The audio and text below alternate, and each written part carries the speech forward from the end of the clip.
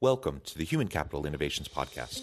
We're your source for personal, professional, and organizational growth and development, where we share original research, explore industry trends, and interview executives and thought leaders from across the globe. We hope you join us often for practitioner-oriented content around all things related to leadership, HR, talent management, organizational development, and change management. Maximize your personal and organizational potential with Human Capital Innovations Podcast.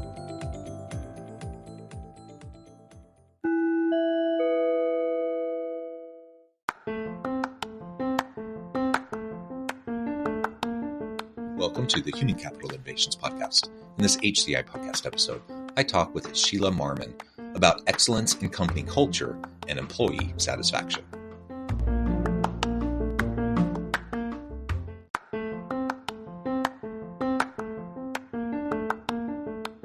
Do you enjoy the Human Capital Innovations Podcast? Enjoy ad-free listening by going to the Patreon page, and please consider contributing even at the producer or sponsorship level. And please leave a review. Thank you for your support.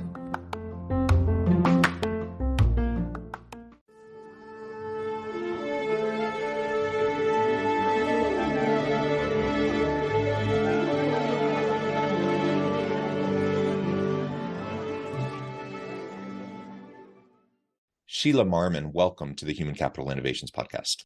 Thank you so much, John. I appreciate the time and being here with you today. It is a pleasure to be with you. Where are you joining us from today?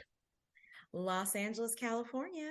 Sunny Los Angeles. Hopefully the weather's beautiful. It's nice and cold and still quite dark here south of Salt Lake City in Utah. We're meeting first thing in the morning following the Thanksgiving break. So we're all dusting off the cobwebs from our minds and getting back into the swing of real life, as my wife put it this morning, as we were shuttling all the kids off to school for the first time in a week and trying to get back into the swing of things. Again, a pleasure to be with you, Sheila. Today, we're going to be talking about excellence in company culture and employee satisfaction and how that connects with employee engagement, productivity, innovation, and those sorts of things. As we get started, I wanted to share Sheila's bio with everybody. Sheila Marmon has a passion for the launch and operation of new businesses in the digital media industry and has created innovative platforms for over 20 years. As founder and CEO of Mirror Digital, an interactive media and advertising company, she helps Fortune 500 brands tap into the fastest growing U.S. consumer base, the multicultural market. She has executed over 700 digital campaigns in this space for clients that include AT&T, Clinique, Disney, Ford, General Motors, Intel, IPG Group, et cetera, et cetera, et cetera. I could go on and on and on. And she just continues to do so many great things. Her success, the keys to her success really is the union of brand operating experience, world-class strategy and management fundamentals, digital transformation experience, and deep passion for multicultural and trend-setting growth audiences. Again, a pleasure to be with you. Anything else you would like to share with me or my audience by way of your background or personal context before we dive on in? No, you did a good job. I see my assistant sent over the long bio, so everyone got a lot of information there. No, it's fantastic. You've worked with some really great people in your company. But what we really want to talk about today is this recent award and acknowledgement that your company received around excellence in company culture and employee satisfaction. So if you could tell us a little bit more about that, and then we can really dig into what you're doing at your company, kind of a mini case study of what you're doing that garnered that kind of recognition. And more importantly, just so you're tapping into the collective genius and the potential of your people. Thank you so much for that, John. Well, the collective genius of my people is absolutely right. We were fortunate to win an Inc. Best Places to Work acknowledgement. So that was really exciting for our company to be acknowledged as a best place to work nationwide. And then we subsequently won the 4th best place to work in Los Angeles for small businesses. So continuing on that success and having people recognize the culture and the work environment that we're creating has really been really amazing and really exciting for our team. And it's always wonderful to be acknowledged for the good work that you do. So that in and of itself is tremendous. But let's really dig into, the why behind this. Obviously, there are lots of things that you're putting in place, the policies, practices, procedures, the culture, the interactions that you're focusing on, that you're making a priority, that allow you to receive this kind of recognition, but again, more importantly, to really tap into the potential of your people. So what would you highlight as some of those core tenets of your business that have really helped as you've tried to go along this path? Absolutely. So I founded Mirror Digital in the kind of LA startup culture. So really that kind of gritty, kind of work all night, kind of limited resources kind of environment, and part of a community that kind of live that ethos. And in that sort of environment, you don't have a lot of resources to help you kind of navigate as a young company. And one of the most important things that I heard a very seasoned startup founder say is, you can't do very much by yourself. And that really struck me, because even though Mirror Digital was my idea and I put together the initial business plan and was out in the market talking to the initial clients, you can only get so far by yourself. And that sentiment has permeated our culture from the beginning. And that means a couple of things. First of all, everyone has to bring their talents to the table every single day. And to access those talents and to get people to really deliver those talents, you have to really see them and recognize them and create a place where they feel safe, that they can share their ideas and bring new sorts of information and different ways of doing things, and really being open. And what that's meant at Mirror Digital is that we are a very democratic culture, and that has its pluses and its minuses. So we have an environment where everyone gets a vote, and everyone is welcome to express their ideas and opinions. But sometimes that can lead to slower decision making because we want to make sure we've heard everyone. So that's really been the key to our success, is like making sure that even the most junior team members know that the door is open, that my door is open, that they do have a voice and they can bring their new ideas and innovations to the table, and that everybody's vote matters.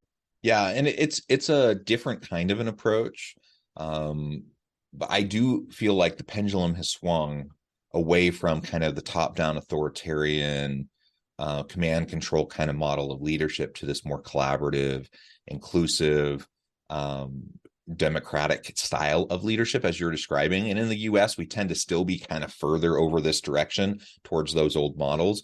But you go to other parts of the world, for example, Norwegian countries, the Netherlands, they're very well known for companies, Spotify or IKEA. Like these companies are very well known for this kind of democratic style of generating collective buy-in. It takes longer up front, but then usually once you get that collective buy-in, then you can run really fast and everyone's on board instead of having competing interests and managing all of that. So it's a different style, it's a different approach, but it can be very, very successful. And that's really fascinating to hear that that's your approach right there in Southern California.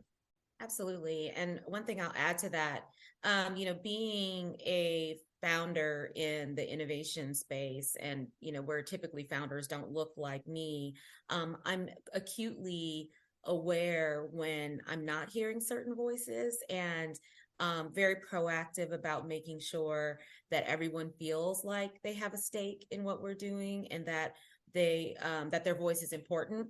And so I think that's something that is easy to lose sight of when you think that, oh, my way is the only way or the best way or the way everyone does it, coming kind of from outside of the traditional canon of what a tech founder looks like. I've been very welcoming of having everyone have a seat at the table.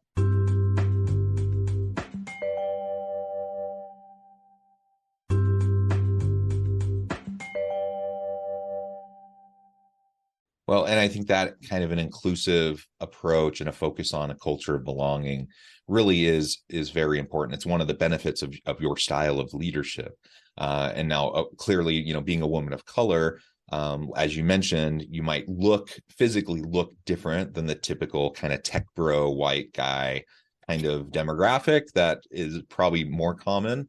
But I suspect you also will attract certain employees who want to work in your organization, because of the inclusivity focus, and because you're a founder who's a woman of color, et cetera. And so hopefully you found that has yielded some benefits, in addition to, of course, there's going to be the challenges that you've faced along the way as well. Could you speak to that a little bit more, and how you've tried to foster that kind of an inclusive environment amidst kind of the predominant broader landscape in the tech labor market? Absolutely. So our company, mission, both kind of internally and externally, is really to amplify diverse voices. So we, as a business, support diverse creators in the digital space. So whether it's Web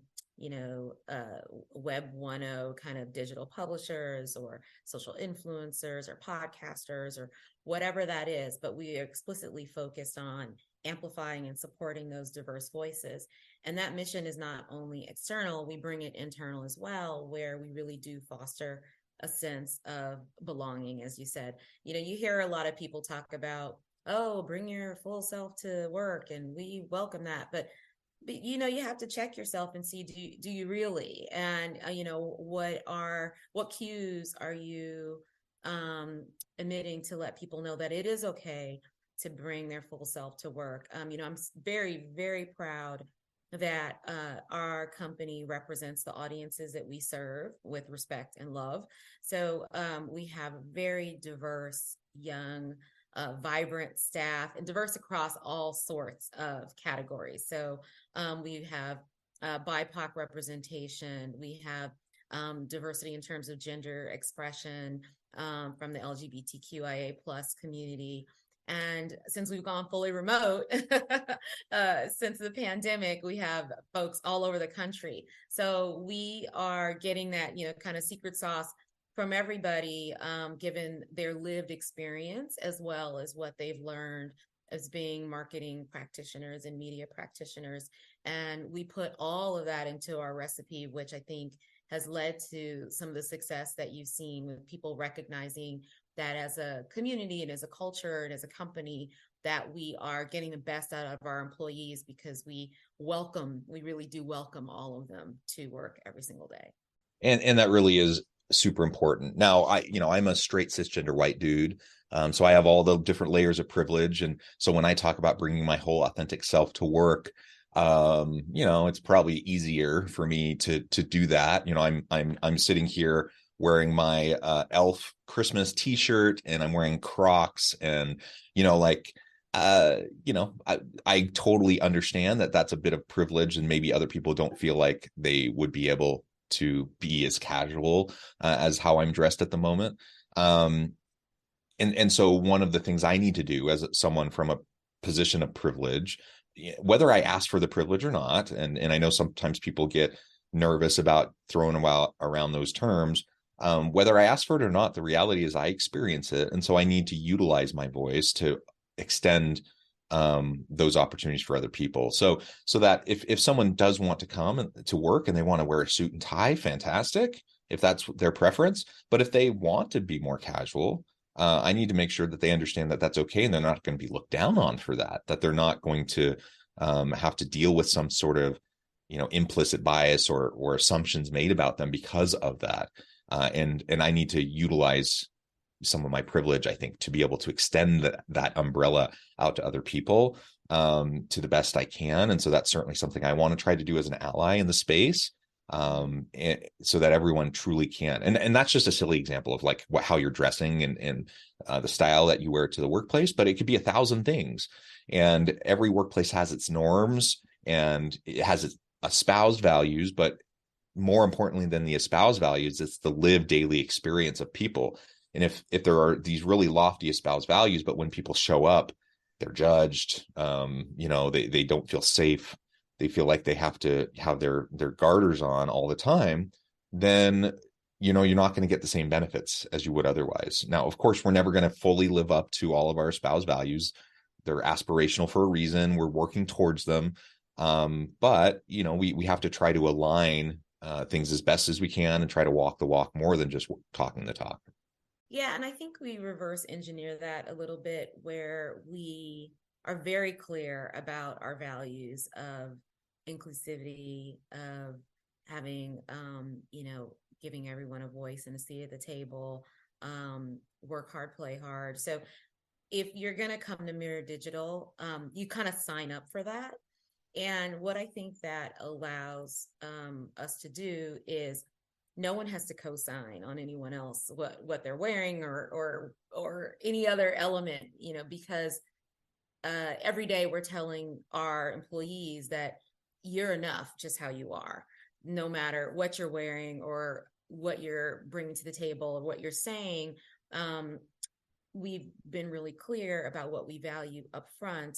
And if you are into that and you're down with that and you want to be part of the community, then we let you know that the small things on the fringes, are less important. Just, the direction, our North Star, and trusting that what you are going to put forth as an employee, how you're going to behave, what you're going to promote, how you're going to drive our work forward is going to be in alignment in all of those things. And I think that is part of also what helps unlock that talent, because people feel empowered and they feel like they can drive the business forward the way that they choose to.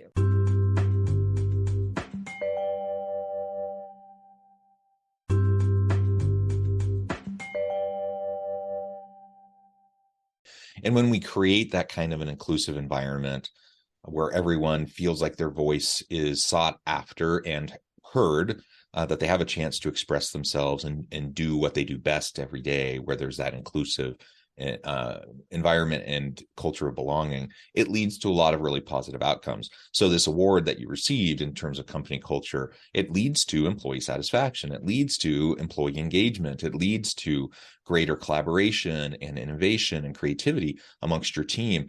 Maybe we can spend the last few minutes together talking a little bit about how you've leveraged this really healthy culture into those sorts of bottom line business outcomes for your organization. Yeah, absolutely. So again, I'll go back to saying, we have a democracy and that has its pros and its cons. So lots of great ideas at the table, but sometimes it's messy. And so, thinking through what are the structures and the processes that are going to help our team be successful, making sure that there's clear delineation of roles and responsibilities. Because if everyone has a voice, okay, well, who gets to decide at the end of the day? So those are some of the things that we continue to work on to create the proper boundaries, to create the proper channels of communication, because we, again, want everyone to feel like they can participate in every aspect of the business, but there are certain departmental and functional responsibilities that we've got to make sure we are signing off on and getting done every single day. So really that tension is always there, and figuring out how to manage that so that people know, well, these are the 5 things I've got to get done every day, and the buck stops with me, versus having everyone around the table at a brainstorm to talk about, well, what's the vision for Mirror Digital over the next 5 years? It's going from that 50,000 foot down to that, 5 foot level and back and forth, and having the way to, to navigate that. Yeah, that's excellent. And as we've mentioned, there's just so many really positive things that come from that kind of a psychologically safe, healthy, emotionally and physically healthy kind of workplace environment where people can just bring their whole authentic best selves to work, bring their passions with them, tap into those passions, grow into their potential, and just do really cool stuff. And that's what we all want, right? We all want people to just be excited, so that Monday after Thanksgiving break, where everyone's still having a little bit of a turkey hangover, right? And they've really enjoyed having time away from real life for a little while. When people wake up on that Monday morning after Thanksgiving break, they actually, they might drag their feet a little bit because that's normal human behavior, but they're actually going to be excited to get back to work, and they're going to be excited to see their team, and they're going to be excited to see their colleagues and to work with them and get back to the cool projects that they're working on. Like, they're going to get re-energized. And I certainly experienced that. I won't lie. There's a part of me that wanted to extend Thanksgiving break another week. That would have been lovely. But on the other hand, I'm excited. I'm excited to jump back in. And I'm really thankful that I have a job, that I work with people where I feel that excitement, where it's something that I truly can look forward to. Not everyone has that. And so if we can create that environment in our workplace, man, it's going to make all the difference, especially in a tight labor market when we're trying to attract and retain great people, and get a leg up in the human capital side of the business. Yeah, absolutely. And there are a couple of tactical things that I'll add to that. So, one thing that I liked, you talk about coming back from vacation and everyone kind of getting back to the projects that are exciting. We definitely try and keep it exciting, and we're working with amazing brands, and we're doing cutting edge, innovative media programs. So all of that is really great. But I always keep in mind that Mirror Digital is my dream. I wanted to build this company. This is what I love and what I wanted to grow and foster. And this is not necessarily the dream of all of my employees. So I asked them, I'm like, what is your dream? What is your side hustle? What do you do in your spare time? And we celebrate those things. So we have someone on our team who is a chef, and she has a company that is, does baked goods. We have someone on our team who's a documentary filmmaker. We have someone on our team who produces concerts. We have someone on our team who is a photographer. So we have all of these people that have these amazing passions that they have outside of work. And we welcome those. Like, we want to hear about it. We watched the documentary film that our colleague made. We watched it together, and we celebrate those things. And I think when people feel like they can show that part of who they are, and that this is a key element of how they define themselves, and that it's welcome in the workplace, I think that's also huge. So that's one tactical thing I wanted to share. The other tactical thing I want to share that I think is also so important is gratitude.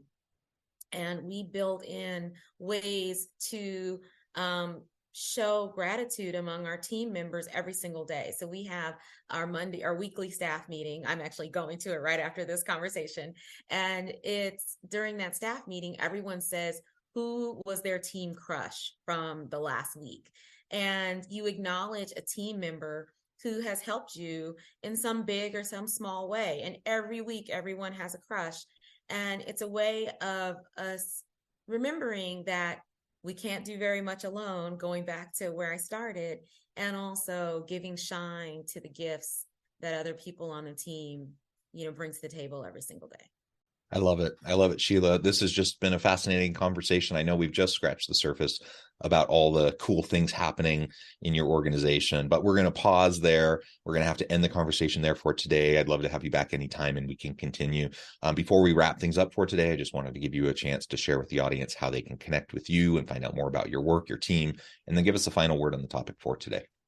Absolutely. So the best place to see more about what we do is the Mirror Digital socials. And so we're Mirror Digital on Instagram, we're Mirror Digital Inc. on Facebook, we're Mirror Digital on LinkedIn. And you can also find me on LinkedIn at Sheila Marmon. And again, we're all about building the future in terms of our workforce and making sure that young people who represent us all can contribute and help us continue to build a successful, not only company, but economy and world. So thank you so much for having me, John. I really appreciate the time. Thank you. Again, I encourage my audience to reach out, get connected, find out more about what Sheila and her team can do for you. And as always, I hope everyone can stay healthy and safe, that you can find meaning and purpose at work each and every day. And I hope you all have a great week.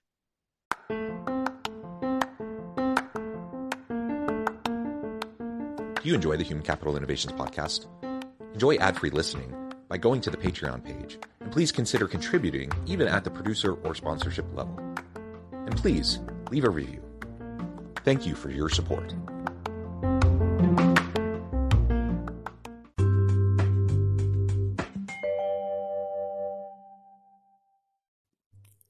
Thanks again for joining us for this episode of the Human Capital Innovations Podcast.